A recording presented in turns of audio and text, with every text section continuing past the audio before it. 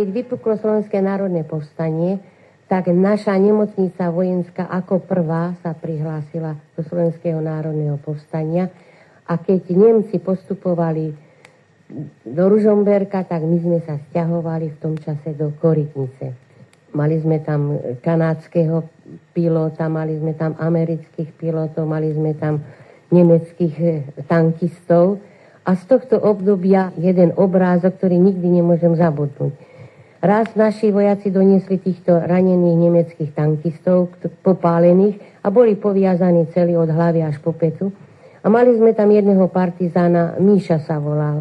Bol to sovietský chlapec, ktorý nám asi týždeň predtým rozprával takú strašnú vec, ako mu vyvraždili celú rodinu a jeho malú sestričku 5-ročnú zaviasili Nemci na strom a strieľali z 11 krokov do nej. A on nám toto rozprával a týždeň na to asi nám doviezli týchto nemeckých vojakov, iba keď vidíme, že náš Mišo stojí pri okne a díva sa na tých Nemcov a sa spýtuje, že Frico, budeš kuriť? Ten zakýval hlavou a očami, že áno. A od tých čias dennodenne tento Mišo chodil k týmto vojakom a tú svoju cigaretu, ktorú horko ťažko niekde vždycky zohnal, alebo koľko razy sme mu pozháňali aj sami, aby si mohol zapajčiť, delil sa s týmato nemeckými vojakmi.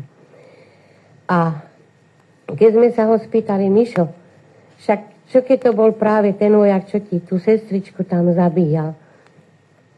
A Mišo vtedy povedal, ja net fašista.